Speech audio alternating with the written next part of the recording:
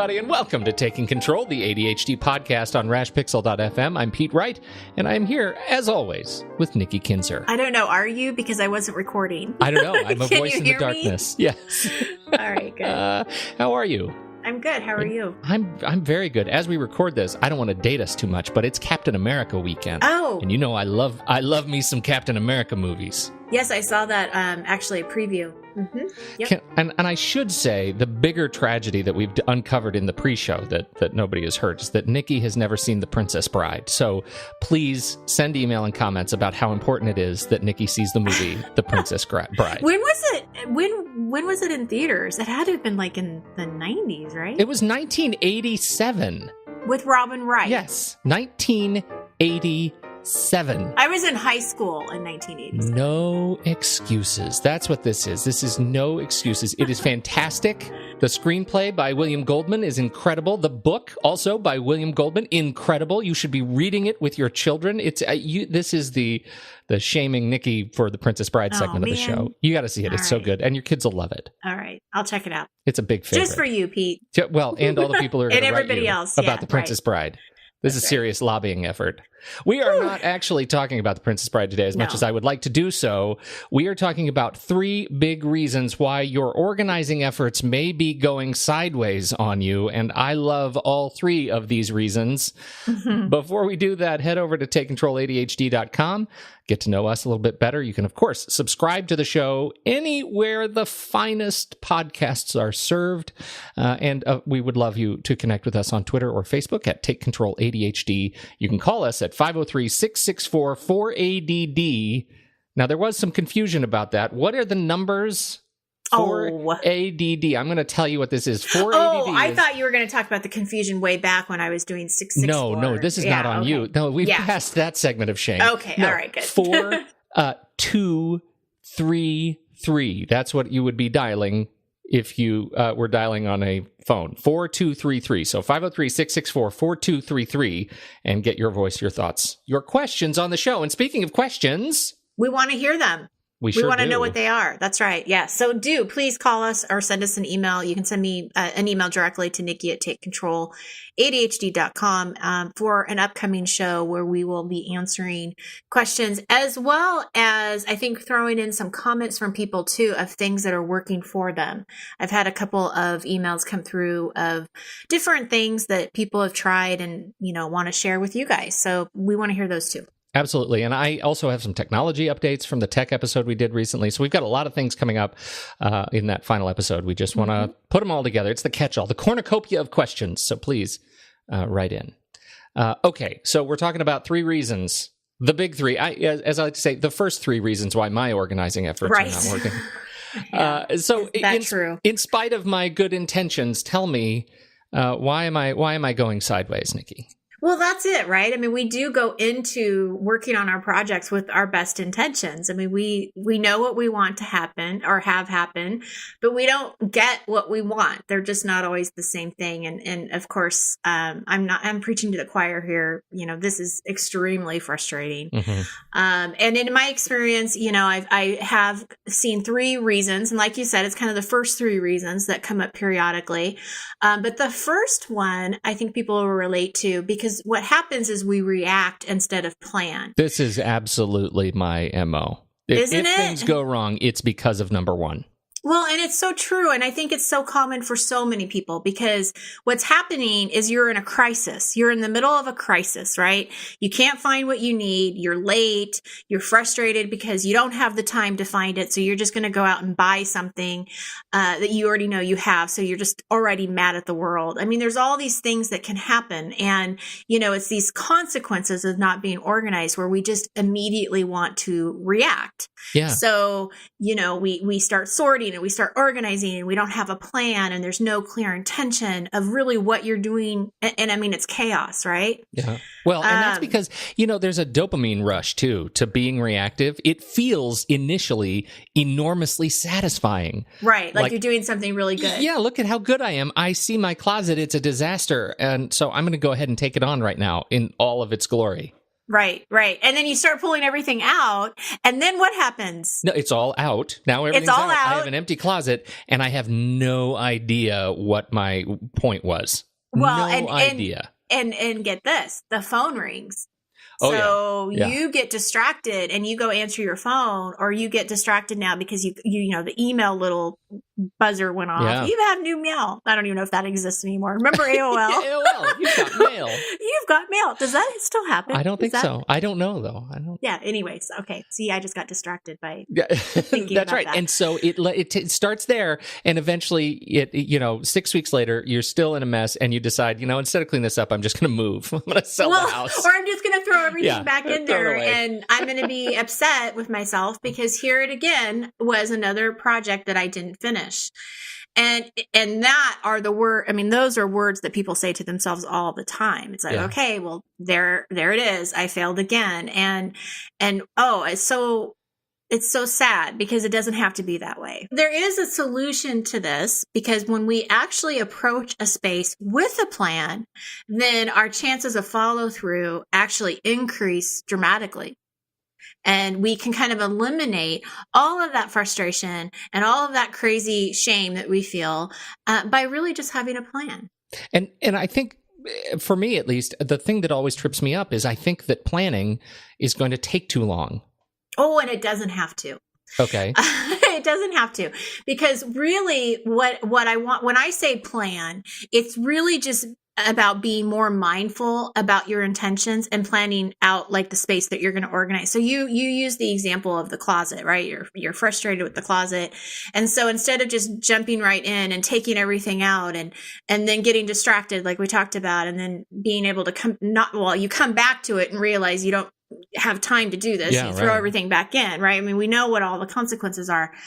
But if you can actually not organize on a whim and really be more mindful about it and plan for it and schedule an afternoon on Saturday to just work on your closet. And maybe it doesn't mean that you take everything out. Maybe it just means that you take a section of it, right? We always talk about, starting small, but just really being more mindful about what you want in this area and when you're going to work on it can make a huge difference, because really when you're planning for it, then your chances of following through are going to be a lot more likely than if you're just doing it on a whim. Right. The planning prevents the biting off more than you can chew syndrome. Well, and it also, I think, mentally you're in a better state of mind because you're not in crisis mode. Mm-hmm. You're not, in that panic of, I've got to get this done. You're kind of your mindset is, I want to do this because I know it's going to make a difference, but I'm not panicked about not finding something right now. Yeah. So there's kind of a shift there that just makes it a little easier to approach. So the error number 2, or reason number 2 that my organizing goes awry is also related to time.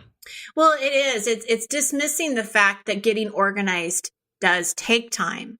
So I think that for some people, they're surprised at how long it can actually take to organize certain spaces. Now, organizing a small closet isn't going to take you as long as, trying to tackle your garage.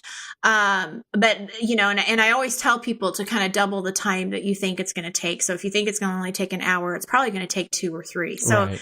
I think that part of it is just dismissing the fact that you do have to be committed to the project.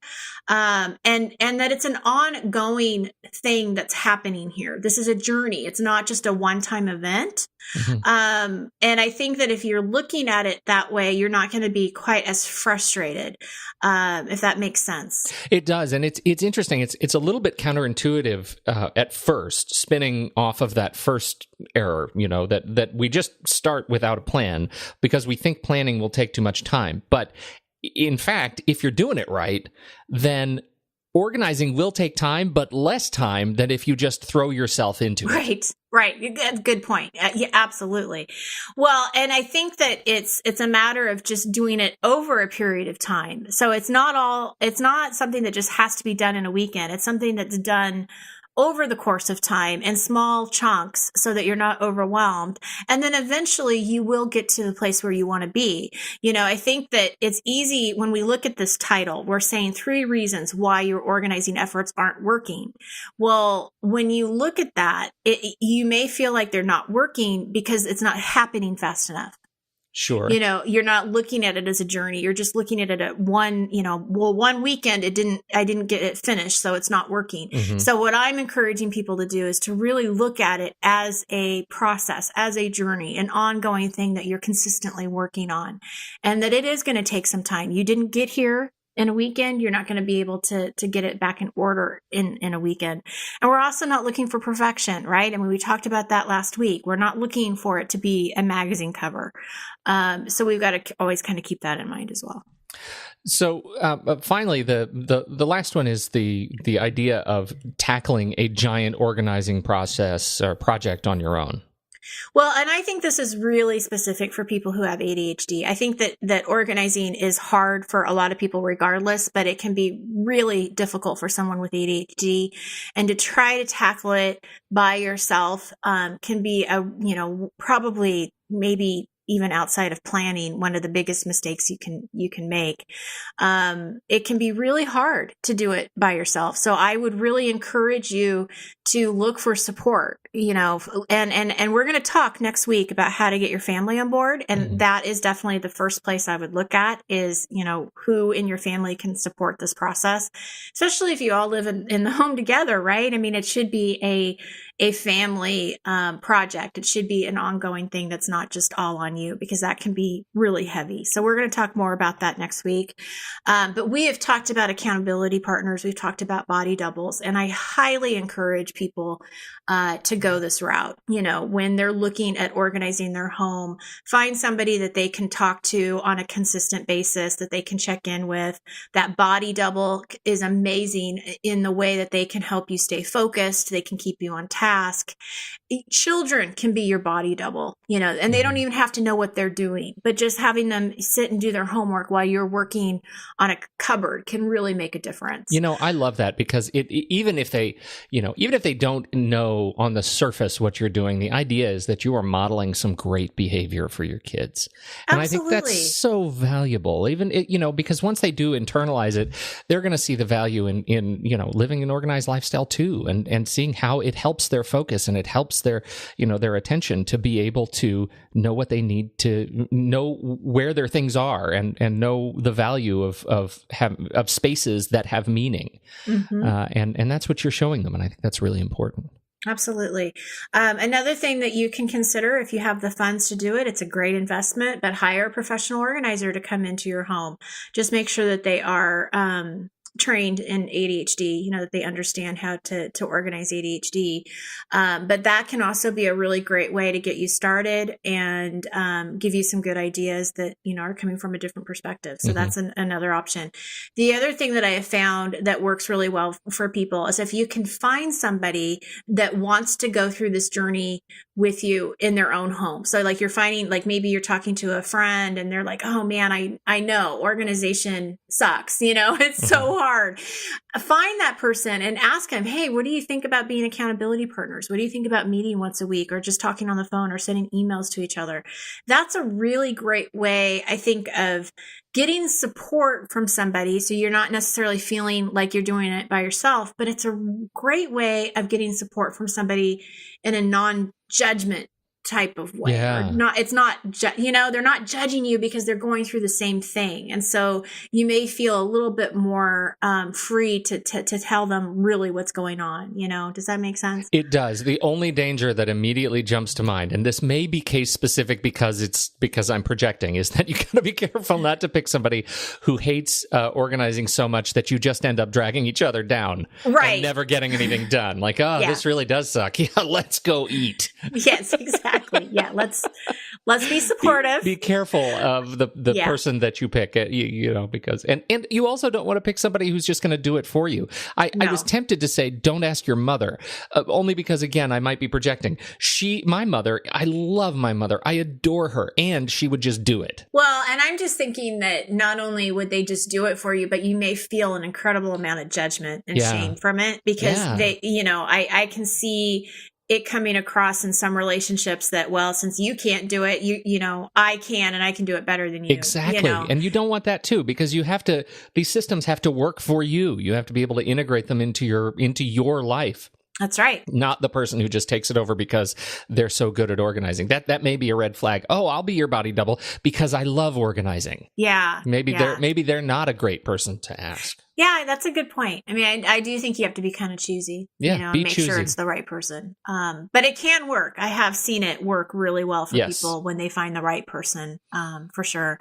The other last resource that I want to talk to people about, and it's coming. It's coming. It's this training program that I've got going, that I'm going to be launching in hopefully just the next couple of weeks. And it can also be a great resource for people, because inside the course, you can actually ask questions along the way. So not only are you getting support from my team, but also from others who are going through the course. And so I believe that this feature alone can really be huge for a lot of people, just feeling like you're not doing it by yourself, because I think that's the key.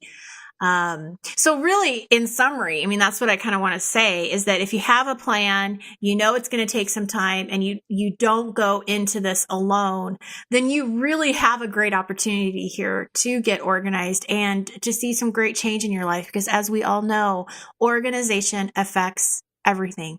It affects everything. And it is possible. It is. It is. I'm like the cheerleader. You are. Yay! You're the best. I have cheerleader. like pom-poms. You are the best cheerleader. You can do it. It is great. And just this opportunity to ask questions, take the opportunity right now, because we are collecting questions for our end of series show. Yes. And so you can let us know. Find us on Twitter or Facebook at Take Control ADHD. Call us 503-664-4ADD, 664-4233. And you can email Nikki at TakeControlADHD. And ask your question, and we will anonymize it unless you tell us we can use your name. So don't worry if you feel like you don't want your question on the show, because we're going to out you as somebody who has questions. There are no dumb questions. We just want to help. So let us know. Let us know. We want to hear from you. I think that's it. Oh, go see Princess Bride. Happy Captain America weekend. And that's all the movie news from Pete. There you go. Thanks, everybody, for downloading and listening. On behalf of Nikki Kinzer, I'm Pete Wright, and we'll catch you next week on Taking Control, the ADHD podcast.